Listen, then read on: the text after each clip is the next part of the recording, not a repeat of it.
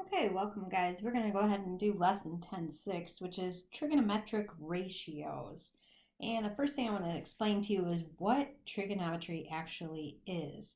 It's kind of a different word, and we understand geometry is with shapes, and algebra involves the variables and numbers. But when we get into trigonometry, we can break this word down.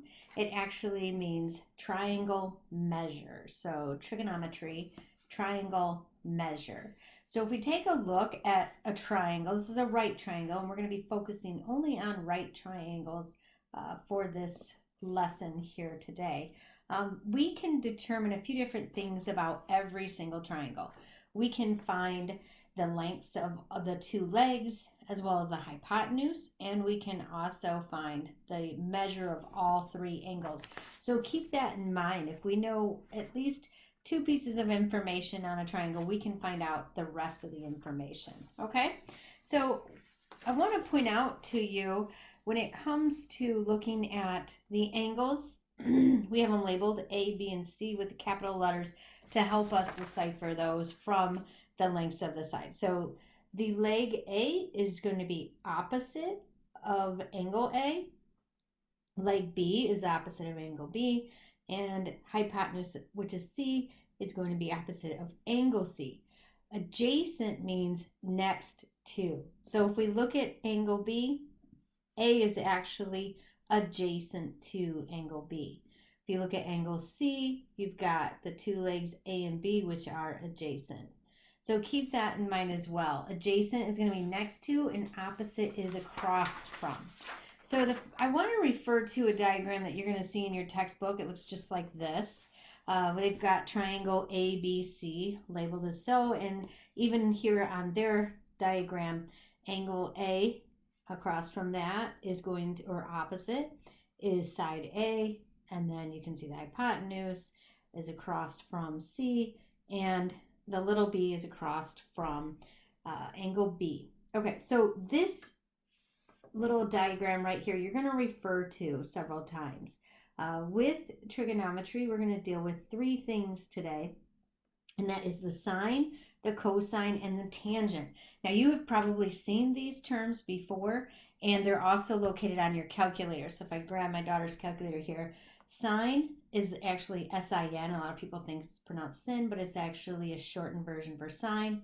And then cosine is C-O-S, and tangent is T-A-N. You are going to be using these three keys later on in today's lesson. So locate those on your calculator if you have a graphing calculator. If you are using Desmos, you'll be able to find it on there as well.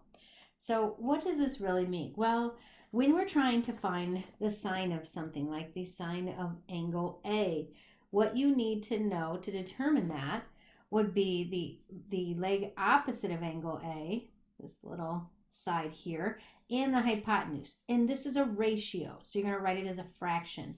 Here's the shortened version. The sine of A is equal to A over C. For the cosine of angle A, you're looking for the leg that's adjacent, so that would be B, and then the hypotenuse, C. So it's going to be B over C. And the tangent is the last one. The tangent of angle A, you're looking for the opposite of angle A over the leg adjacent to A. So it's A over B. And we would reduce these fractions. We would actually leave them as a improper fraction if they happen to be that. We would not rewrite them as a mixed number. So shortened version, it's always going to be the sine is the opposite over the hypotenuse. The cosine is the adjacent over the hypotenuse, and tangent is opposite over adjacent. Now, there is a mnemonic to help us memorize this, and it's called SOHCAHTOA. SOHCAHTOA. Its sine is opposite over hypotenuse, cosine is adjacent over hypotenuse, and tangent is opposite over adjacent. So it's just a way for us to memorize how do we actually figure out each of those three ratios. So memorize SOHCAHTOA. You're going to use it this year and for several years to come in math. So it's a good one to use. All right, let's take a look at this example here, this triangle. So I've drawn a right triangle. I've got a leg which is 12 and a hypotenuse that's 13.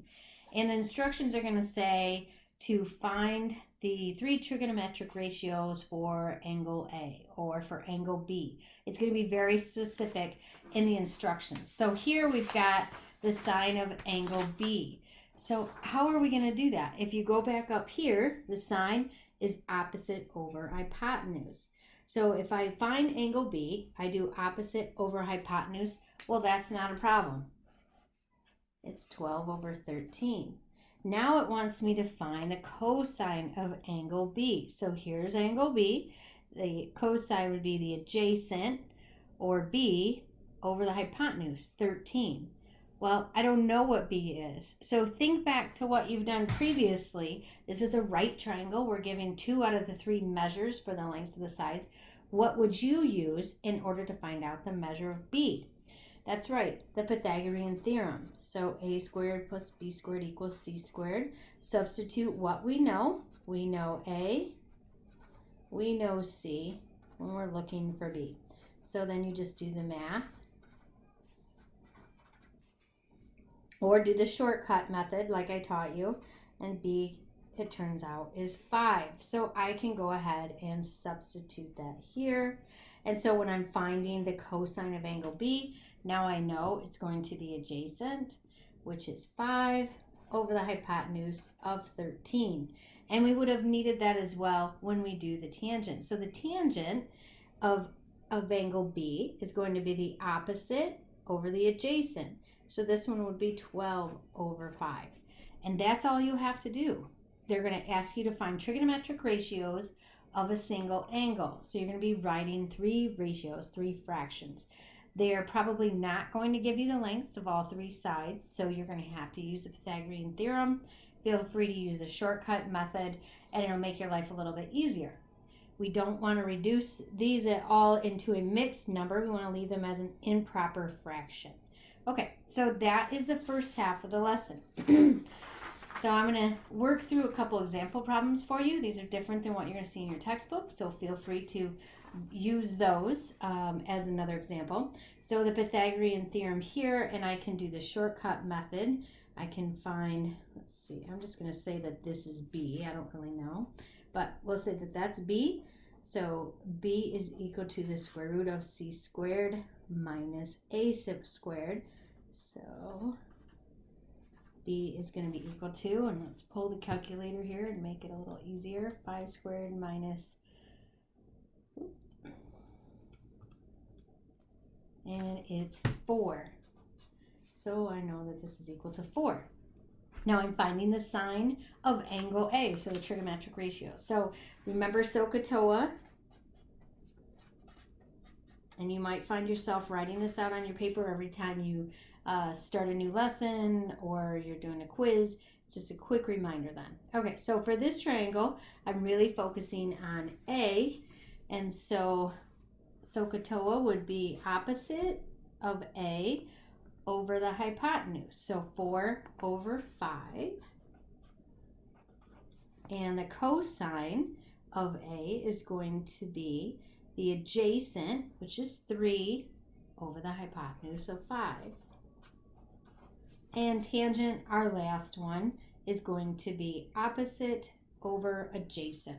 So 4 over 3. And those are my 3 trigonometric ratios for angle A. And here's one more example for you.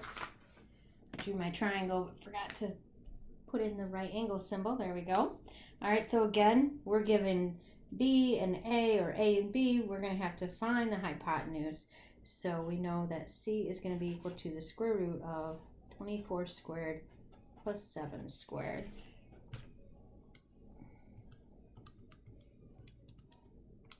Comes out to be 25. I love it when those numbers are easy to use. Okay, and so now I just have to find the sine of A, cosine of A, and the tangent of A. So, according to SOHCAHTOA, and I'm going to go ahead and just circle this so I know which angle I'm focused on.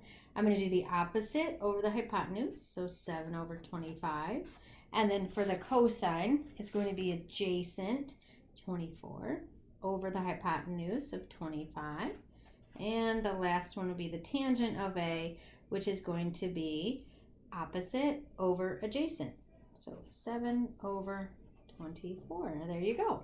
So that's how you do that. These are kind of two-step problems when you're given a triangle and they're asking you to find the sine, cosine, and tangent of one of the angles. All right, the next part of the lesson, which I think is probably one of the easier things, is they're going to ask you just to find the sine, cosine, or tangent of a degree, of an angle. And one thing to keep in mind as you do this is you're going to want to make sure your calculator is in degree mode. So to check that, you're going to click on mode, which is located right next to your second key, below the quit. Go to mode, and right now this calculator is in radian, so I want to switch that over to degree. And then I'm going to quit that, and now I can find the tangent of 52. So all I have to do is type in tangent 52 and enter, and it comes out to be 1.279941632. They want us to round it to the nearest 10,000th. Well, 10,000 is going to be 4 places over, so it's 1.2799. It's pretty easy. Let's do sine of 40 degrees now. So the sine of 40, I'm going over 4 places, so this happens to be 0.642, and I'm going to round it, so that would be 8.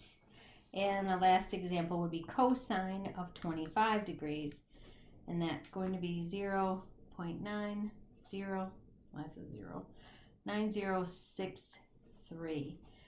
All right, and that's all you have to do for that type of a question. So it's really easy to understand if they're asking you for the tangent, cosine, or sine of an angle. When you get done, make sure you go back and you put your mode to radian, because that's where we usually have it at typically.